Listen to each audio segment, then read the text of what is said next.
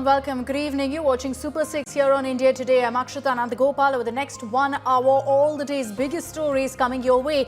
Here's a look at what to expect over the next 60 minutes here on Super 6. We're going to be focusing on the big controversy that played out last week over DK Shivakumar singing the RSS Anthem in the Assembly. Today, in a detailed press conference, the Karnataka Deputy Chief Minister has issued an apology, so much so that he said that for me, Gandhis are my God. I am a devotee for the Gandhis. What's really led to these strong statements and this apology from DK Shivakumar? Is it because the High Command pulled him up? We'll be talking about that. That's our top focus here on Super 6. Also coming up on the show, the controversy surrounding the upcoming Karnataka Dasara, the Dasara celebrations that will be kicking off in Mysuru. Remember, Muslim author Banu Mushtaq has been invited for the inauguration. The BJP's questioned this, saying if she doesn't have faith in the deity, how can she be a part of this festival? So it's led to a lot of questions on whether this celebration is cultural or if it's religious. We're going to be talking about that. We'll have Congress's Rizwan Arshad with us on that big debate. I'm Akshita Nandagopal.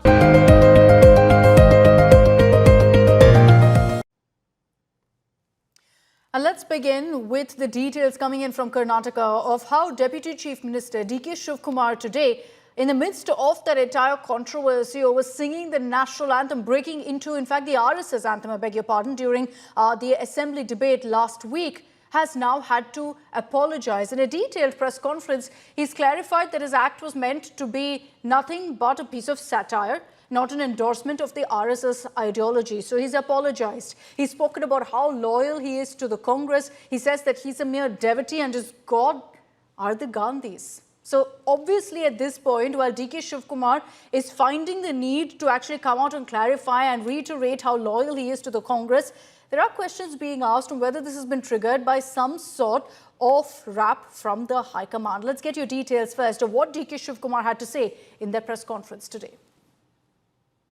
Namaste Sada Vatsale Matrabhumi Jaya Hindu Bhumi Sugam Varditoham.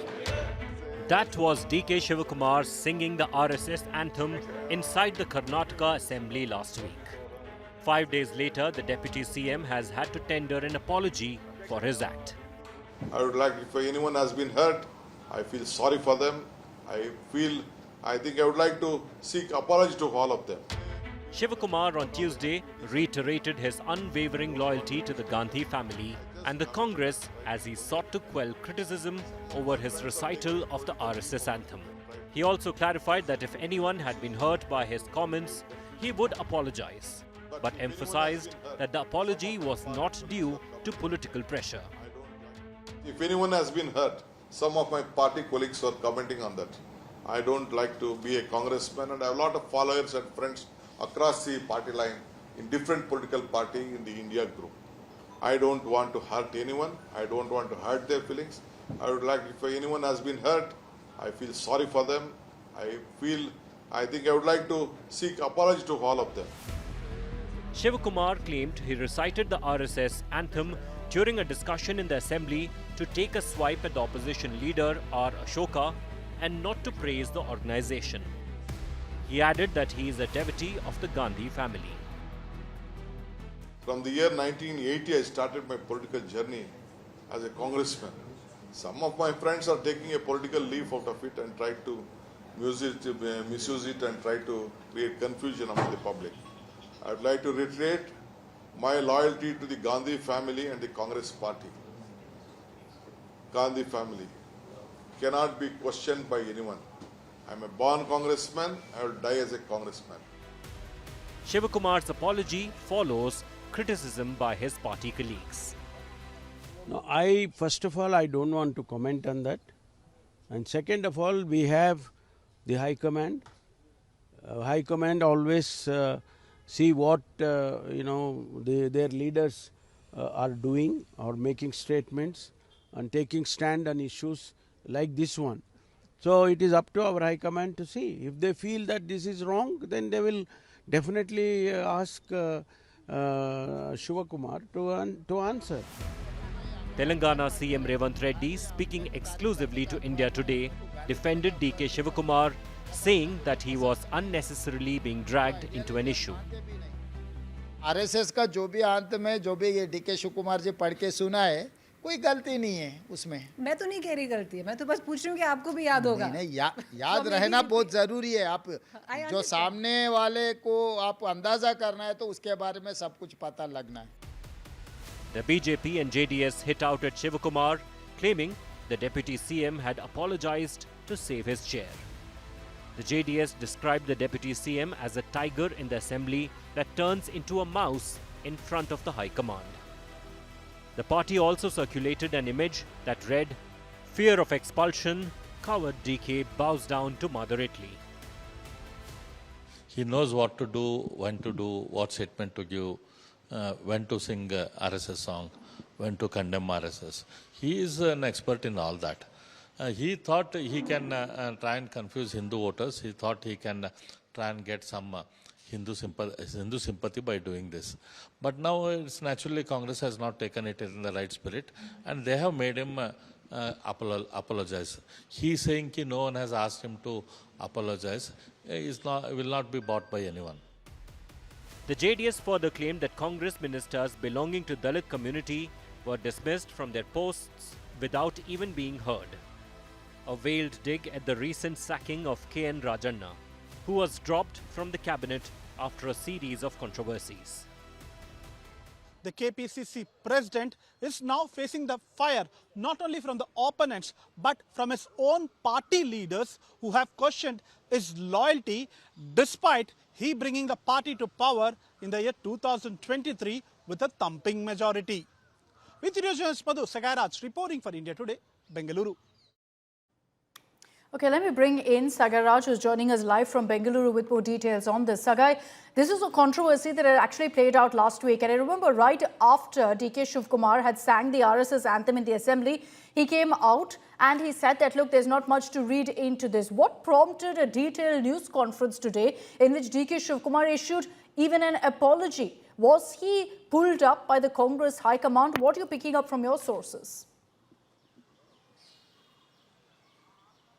Whenever there is a negative news against him, he is quick enough to, in a damage control mode, whether it was in Coimbatore when he shared the dais with Home Minister Amit Shah and Adi Yogi, and now even during the RSS anthem which was being sung, whenever he realized that it is going to boomerang him, and much before that issue get to the next level, he always gives a clarification. Even during the Coimbatore time, he said that he was a born congressman and he is going to die as a congressman, and it is there in his blood. And even now he says that Gandhi and Congress families are his God, and he is a devotee of both party and Gandhi family. So he is trying to do a damage control whenever he whenever he got into trouble, especially when it comes to the singing a song for RSS or sharing a dais with Amit Shah. Their own party members have targeted him, and time and again he have to prove his loyalty is something what bizarre for him, and you need to understand that time and again he has spoken on behalf of the party, and he has also defended the leaders whenever there was crisis. But when it comes to when it comes to his own issues like this one, where he has sung a RSS song, his party is not defending him, and there are no leaders who are trying to come out and giving any kind of clarification on his statement, except Revat Reddy. And you know, there's questioning happening from within. You're right in highlighting that, Sagai, that these aren't just, you know, opposition leaders who are questioning DK Shivakumar, but within the Congress too, many of them condemning the fact that he sang the RSS anthem. But I want to just kind of contrast what DK Shivakumar did in the assembly last week versus how he's spoken of the RSS now. Right after singing the RSS anthem, now he's issued this apology saying that there's no question of him now at this point having any regard for the Sangh. The reason perhaps also he's having to come out with this clarification is because repeatedly we've seen how Rahul Gandhi's attack at the BJP, at the right, has been over the Sangh. So this does dent the Congress's repeated attacks and they attempt to create a narrative against the RSS. But take a look at that contrast. सदा वत्सले मातृभूमि जया हिंदू भूमि सुगम वर्धितोहम महामंगले. I don't want to hurt anyone. I don't want to hurt their feelings. I would like, if anyone has been hurt, I feel sorry for them. I think I would like to seek apology to all of them. Okay, let me open this up. Joining us on this broadcast is Prashant GS, spokesperson of the Karnataka BJP. We've got Kapil Madan, political analyst, also with us. Thank you both for your time. I'd like to highlight here that we did extend an invite to the Congress. They're not willing to be a part of a discussion on this. But Kapil Madan, I'd like to begin with you on what you make of all that's transpired. Why do you think DK Shivakumar has had to apologize? You know, there are questions being asked from within the Congress on why he had to sing the RSS anthem. Surely he knew the messaging that would be involved. So, Akshata, let me begin by saying it appears that the BJP is so jobless they didn't want to make a political storm out of a song that was sang in a political satire. We all know in political debates, we all know, in rhetorics, you make symbolic references. Even if you are opposed to something, even if you are opposed to an ideology, even if you are opposed to an idea, the important thing for you is to know the idea that you're opposing. And I think, if you look at the entire statement made by Mr. DK Shivakumar, if you look at the press conference, the later part where Mr.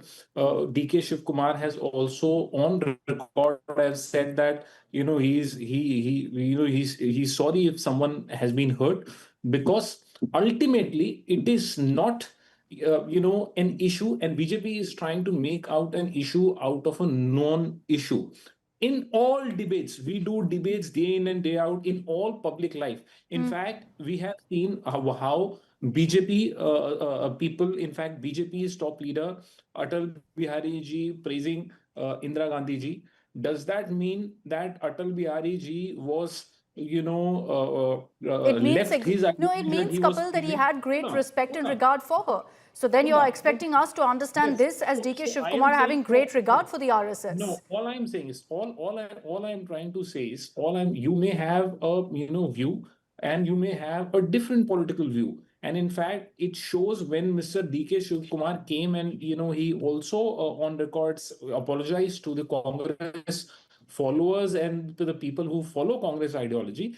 His remarks have been, his utterance of the anthem of the RSS has been completely distorted, and it has been given completely different color, completely out of context. Okay, let me give BJP a chance to respond to this. Prashant, what do you make of what Kapil is saying? This is largely what the Congress is saying, that look, there's a lot being read into for no reason of what DK Shivakumar did in the assembly, which was just a moment of fun.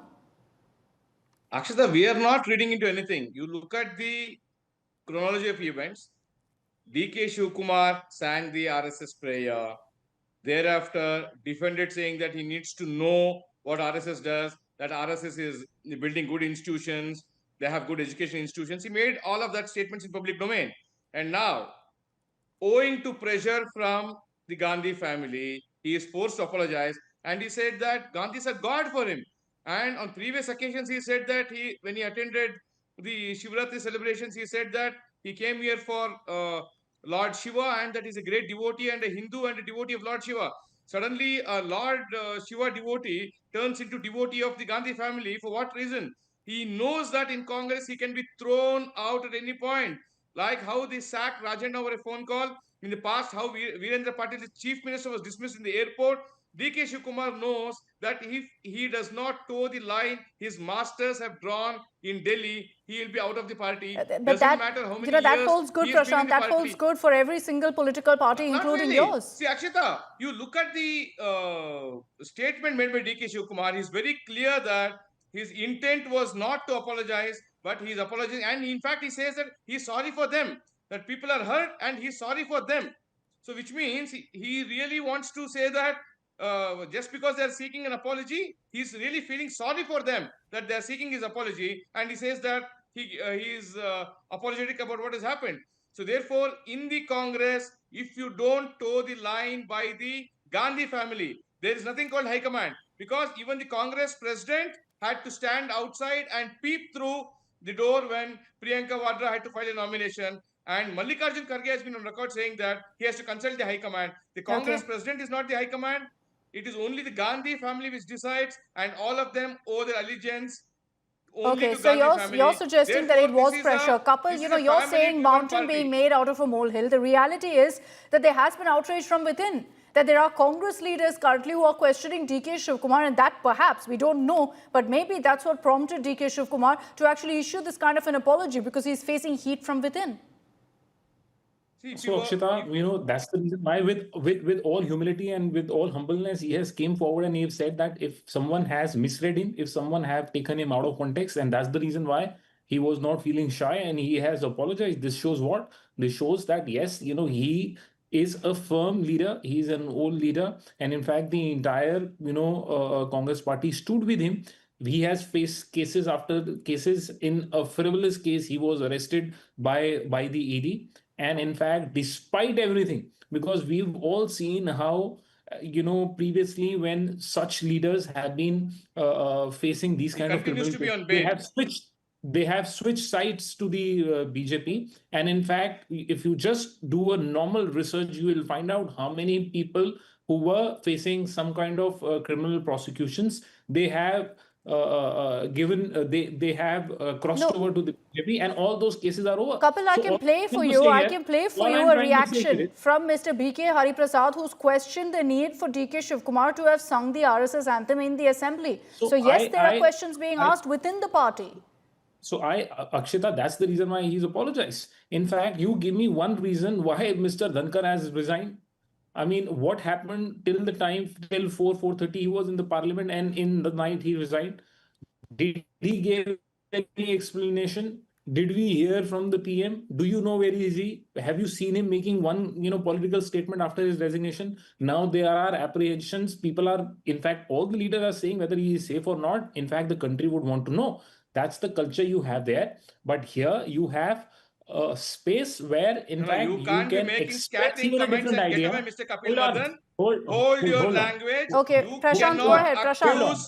Please hold on. He cannot get away with making accusations to government and the PM stating that somebody is not safe. Okay, hold on. Kapil, hold on. Let me give Prashant a chance to respond. Prashant, go ahead. I never interrupted when you were it's not an interruption. You cannot make a random statement and say that you should not be interrupted. You are making a incorrect statement on constitutional functionaries. You are making a statement against the PM, and when the Home Minister on the floor of the House has again time and again repeated that the Vice President then, Mr. Dhankar, who was holding the post then, resigned on health grounds, I don't think Congress or its India Alliance partner need to speculate on it. And moreover, you are making wild accusations only to safeguard your agenda here.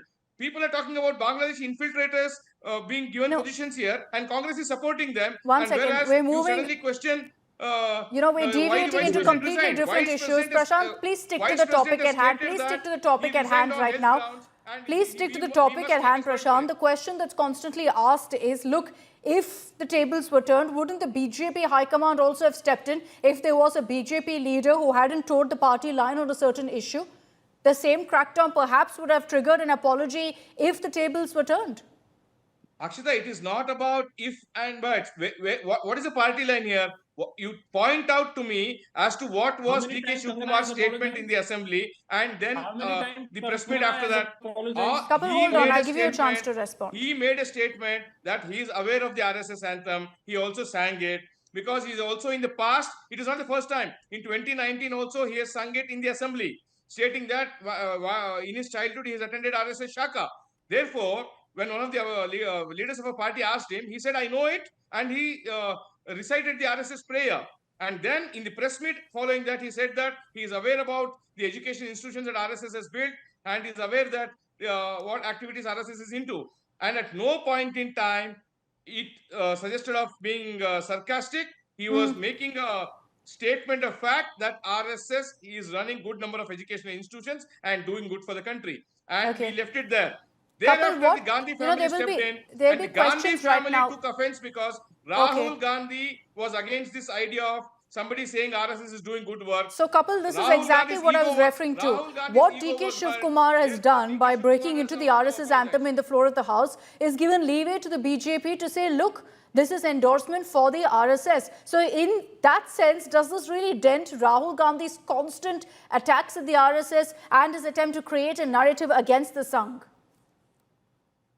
No. So, Akshana, let me, again on record say this, I think my good friend here, who's from the BJP, he's trying to replace facts with noise, but ultimately a noise cannot be a substitute of facts and logic. He tried his best, but ultimately he failed. Now let me respond Definitely to the not. question. We can Hold on, we can Mr. Nishant, continue to hold on. debate I do Mr. get your Kapil, anxiety. and I'm sure you will So not again, have answers to most of the questions that we pose to you. I am, sir, please, I never interrupted. Let's be civilized. I never spoke when you were speaking, so please don't speak on my turn. This is my turn.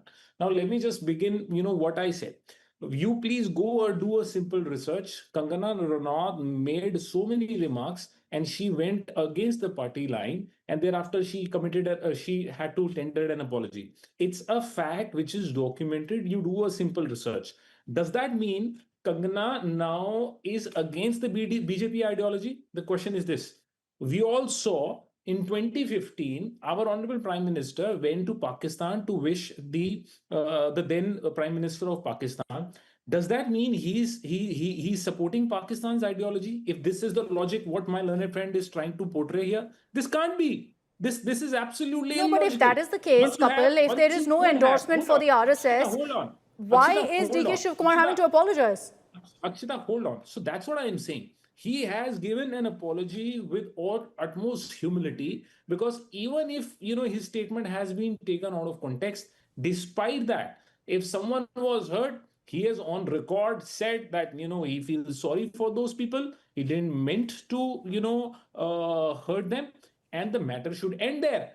This happens when you don't have a political ideas. You don't have your intellectually and politically, you don't have anything to really count on. You make issues out of non-issues, and this is a glaring and a classic example of a situation like this. Okay, closing comments. Prashant, go ahead. Actually, my fellow panelists, the last couple of sentences, he nicely summed up what Congress is up to in Bihar and elsewhere during elections, as to when they're ideologically and intellectually bankrupt. What they're doing, lot of noise, is what Rahul Gandhi is doing across the country, which is why Congress is in power in only 3 states in the country, mind you. So therefore, from a grand 400 odd seats, they have come down to double digits now, and they've not even crossed BJP's tally in the last 3 elections put together. Therefore, it is Rahul Gandhi who is completely only noise and no stuff, zero intellect, zero knowledge of elections. He is making only noises across the country, and people in Bihar now are going to teach a lesson once again to Rahul Gandhi, and is going to enter the record books as probably the leader who has lost most number of elections, and Rahul Gandhi's place there will be secure and forever, and that record can never be beaten by any BJP leader, because Rahul Gandhi occupies the pole position there. I'm going to wrap this up because we've completely moved on to other issues clearly. But Prashant and Kapil, thank you very much for your time, for joining us here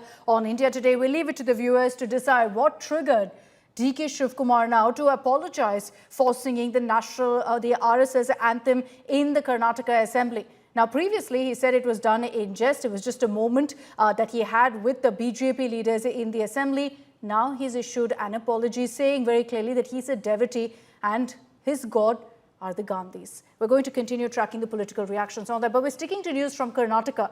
Now there's a political controversy that's broken out over author Banu Mushtaq being invited to inaugurate the Dasara festival in Mysuru. The Congress government has decided to invite a renowned writer and activist. She's in fact won the Booker Prize this year. So she is someone who Karnataka has been celebrating. But the BJP has been questioning this particular move, saying essentially that yes, she's someone that every Kannadiga is proud of, but they've questioned her religious beliefs and said, is she really the right dignitary for the Dasara festivities? Let's get you all the reactions first in this report.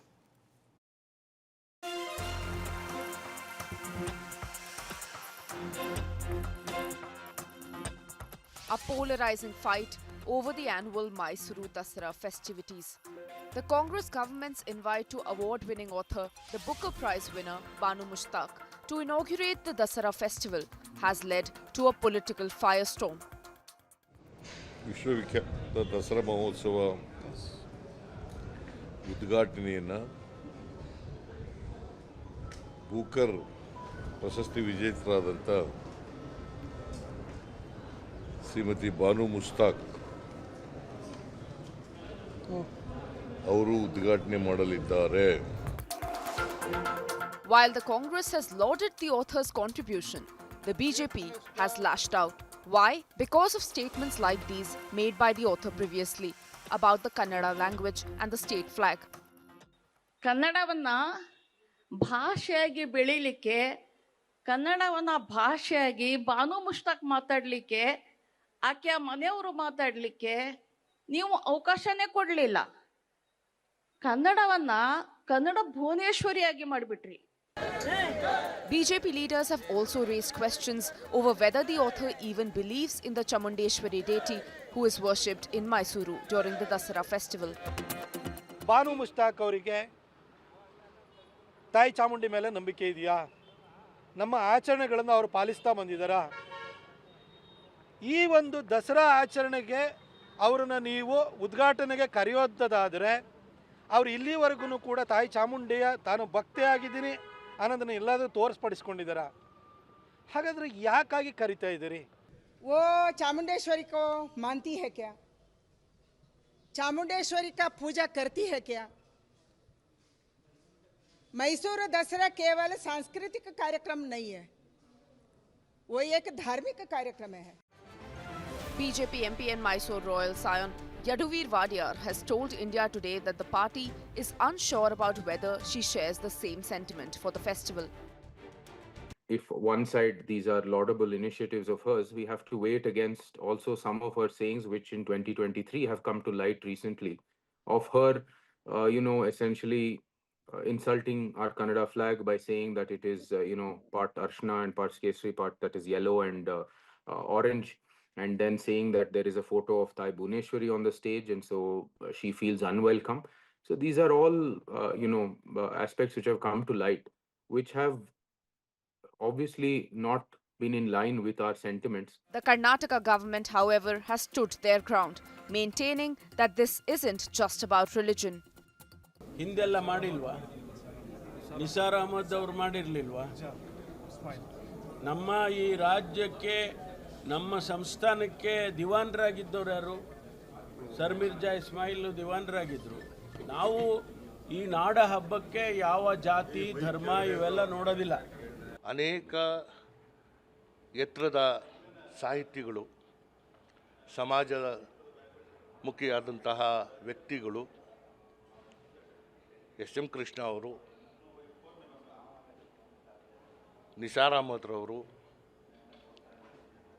ಸ್ವತಃ ರಾಷ್ಟ್ರಪತಿಗಳು ದಸರಾನ ಉದ್ಘಾಟನೆ ಮಾಡಿದ್ದಾರೆ. Banu Mushtaq has reacted to the controversy, saying that while the matter can be seen from different perspectives, the Dasara festival is a part of a culture and she is truly happy to have received the invite. ಈ ದಸರಾ ಉದ್ಘಾಟನೆಯ ಸಂದರ್ಭದ ಆಹ್ವಾನವೇ ನನಗೆ ಬಂದಿದೆ. ಹೀಗಾಗಿ ನನಗೆ ಬಹಳ ಸಂತೋಷದ ವಿಷಯ ಇದು. ಹೀಗಾಗಿ ನನಗೂ ಪ್ರಿಯವಾಗಿದೆ. ನಾನು ಕೂಡ ಇದನ್ನು ಗೌರವಿಸ್ತಕ್ಕಂಥ ಒಂದು ಹಬ್ಬ ಆಗದೆ, ಪ್ರೀತಿಯಿಂದ ಪಾಲ್ಗೊಳ್ಳತಕ್ಕಂಥ ಒಂದು ಹಬ್ಬವೇ ಆಗಿದೆ. A joyous cultural fest has been reduced to a political turf war, this time in Mysuru. Bureau Report, India Today. So there's a raging debate right now over the fact that Banu Mushtaq has been invited. Like I said, she's a celebrated author and activist. The BJP too has said that she is very much the pride of Karnataka, but question whether this is the right occasion to have her for the inauguration. While the writer herself hasn't really reacted to this entire controversy, she has said that she's extremely honored to be a part of these festivities.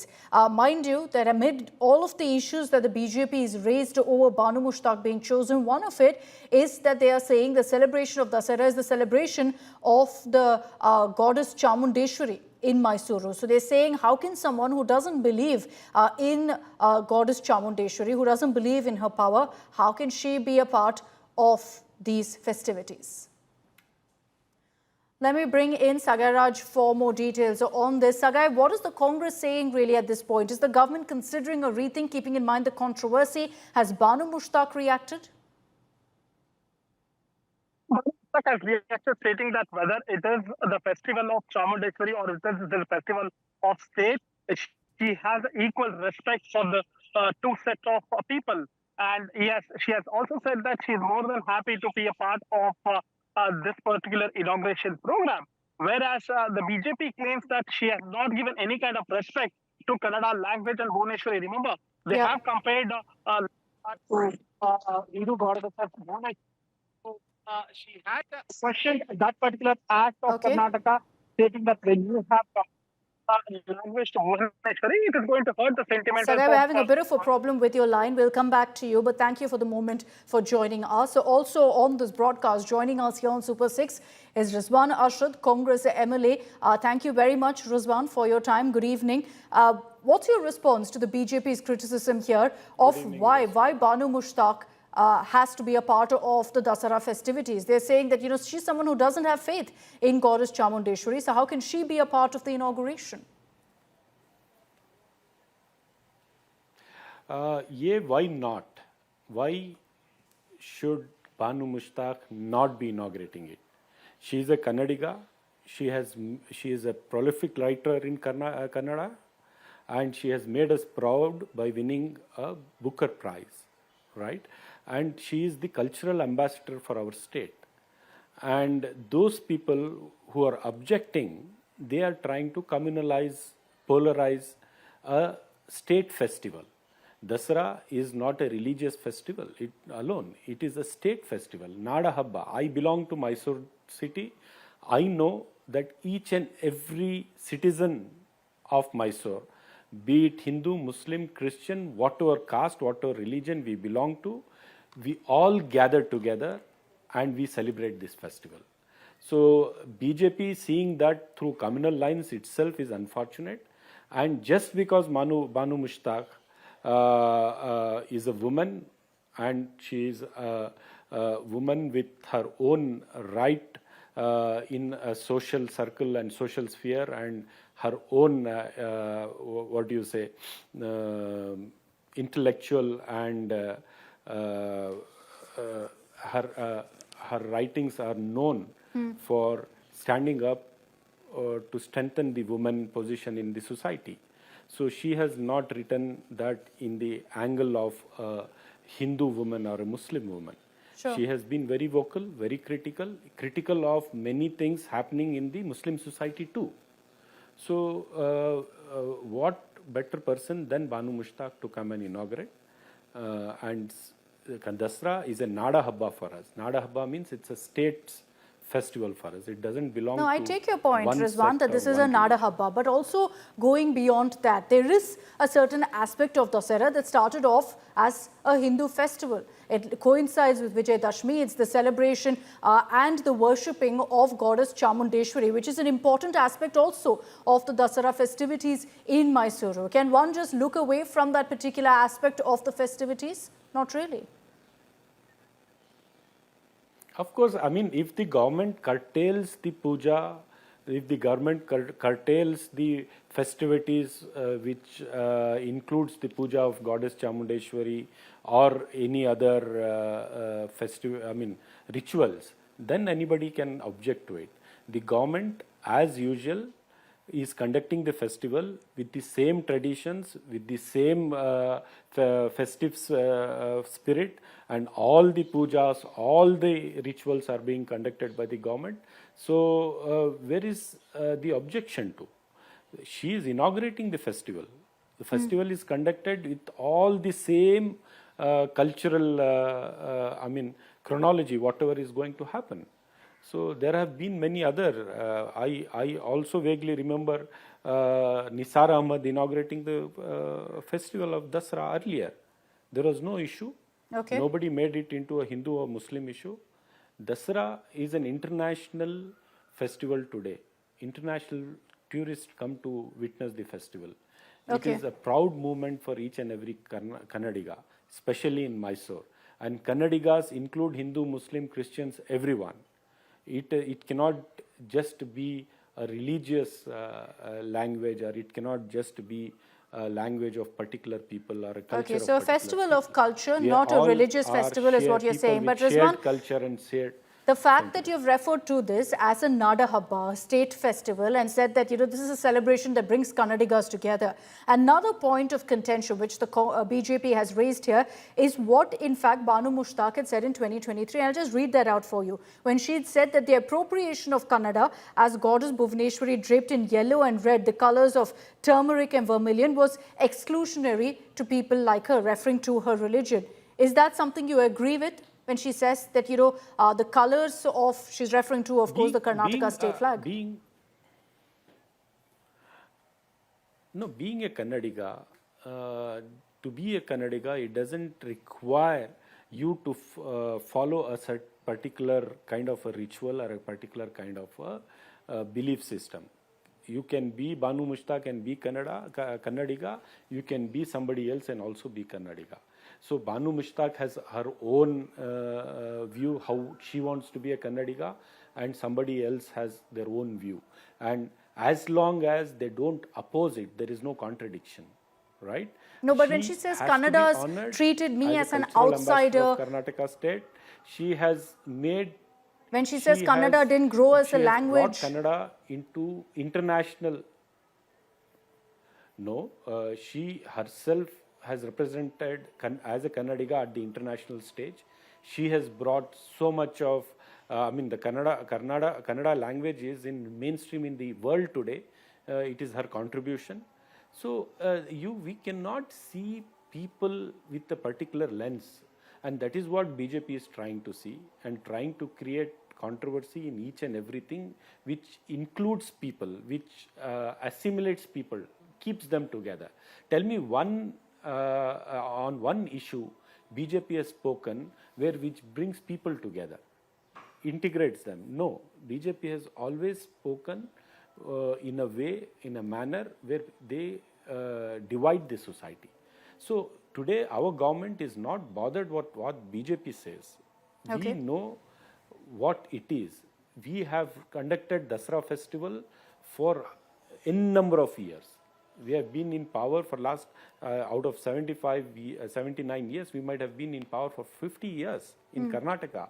So we have celebrated 50 Dasara festivals. We have invited literates from various backgrounds, various communities to come and inaugurate the function. So we know what it is. And she has made all Kannadigas proud by winning a Booker Prize.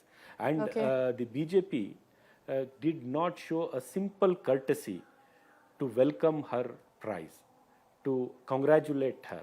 A Booker is not an ordinary prize. On that, she has won it. And I will say this, Rizwan Arshad, that by winning that, she is not just the pride of Karnataka, but the pride of India. And clearly, from our conversation, I can state here that the Congress government at this point is clear that they're not going to back off on their decision of Banu Mushtaq being invited for the Dasara Habba celebrations. Thank you very much, Rizwan Arshad, for joining us here on India Today. All right, let's move on to Kerala, where purification rituals are taking place at the prominent Guruvayur Sri Krishna temple. Why? Because this temple in Thrissur had, in fact, a reel that went viral. And the temple's pond, a non-Hindu woman vlogger entered the pond and shot reels. That reel is on your screens right now. She's a former Big Boss reality show contestant, a social media influencer called Jasmine Jaffer, who filmed a reel washing her feet in the temple pond, touching the temple pond with her hands. And that's what's led to the outrage. The influencer has deleted that reel now, also putting out a detailed apology, saying she was unaware of the restrictions. Authorities say that since she is a non-Hindu, the actors violated temple customs, and so they claim that the pond was made impure.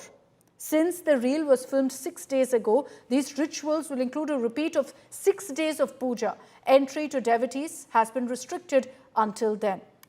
Let's bring in Shibi Mole for more details on this. Shibi, this is a long-standing issue and a controversy in Kerala about the entry of non-Hindus. In this particular case, this particular influencer even shot a reel inside where she said essentially touching the water in the pond. And that we understand has kicked off a cleansing ritual. Explain that to us because, people in other parts of the country don't really know how strict the rules are in these temples in Kerala.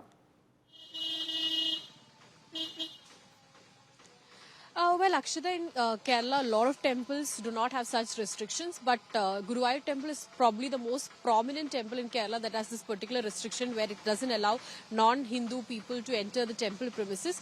That's what happened. But, I have to also mention that there's no specific system that checks the religious background or the background of devotees entering the temple. But, of course, if your name, if you're making an offering and if your name sounds a bit unusual, if it's a different name other than a Hindu name, then, yes, they do check about your religious background, but otherwise there's no particular system as such, because it's been an age-old tradition that Guruvayur temple does not allow the entry of people from other faith. In fact, former prominent artists from the state, like including KJ Yeshudas, have been restricted entry to the temple Guruvayur temple here. So it's an age-old tradition. What Jasmine is saying is that she was unaware of it. She didn't know that there was a rule like that. It was her mistake, and she apologized if anybody was hurt. In the recent past, we have not heard about a purification ritual taking place at the temple. This last 6 days puja has been repeated, which means 18 pujas and 18 Shivelis were conducted. And also there is major restriction as far as shooting any kind of reels is concerned inside the temple. But that's a order from the High Court stating that, no filming is allowed inside the temple premises. They have also filed a case against with the Guruvayur police, and the police have said that based on the High Court's direction, a case will also be registered. All right, Shubhi, thanks very much for joining us with all of those details. Let's get you images now from Jammu, which has been ravaged by flash floods as a result of extremely heavy rainfall. Now, what you're going to see on your screens is a bridge collapse. Vehicles seen dangling from a broken bridge. Let's play that out full screen for you. Exactly that moment where the bridge gets washed away in Jammu. And this is even as there were vehicles plying on that road or on the bridge, and suddenly it just collapses, leading to vehicles, as you can see there, dangling dangerously. Some of them fell into the river in spate. Many people made it out through, fortunately, but you can see police officials were there trying to ensure that the vehicles that were continuing to come on that bridge immediately stopped. You could see them waving desperately, asking them to stop further away because there was a serious threat of several other parts of the bridge also collapsing.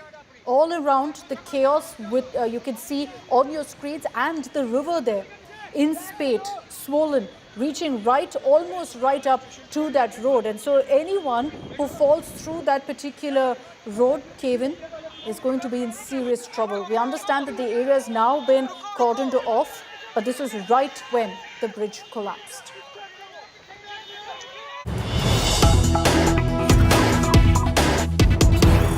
Unfortunate news coming in that 5 people have died in the landslide that took place along the Vaishno Devi Yatra track. Remember that the Yatra has now been called off as a result of the heavy rainfall and multiple incidents of landslides.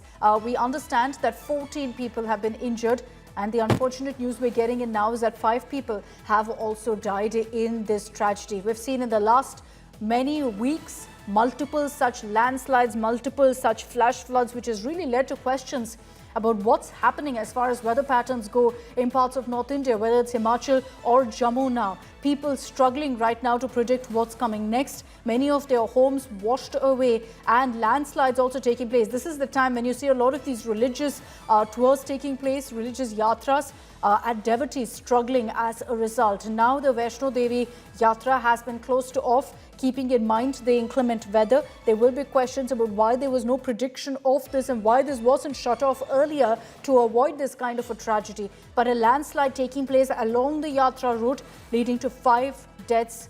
And there's a possibility, unfortunately, of that number going up. Our prayers with the people of Himachal and Jammu as we continue to report very, very closely on the situation that's playing out right now due to the torrential rainfall in these parts and many other parts of North India. I'm wrapping up this edition of Super 6. Thanks very much for tuning in. On the other side of a very, very short break is To The Point with Preeti Chaudhary.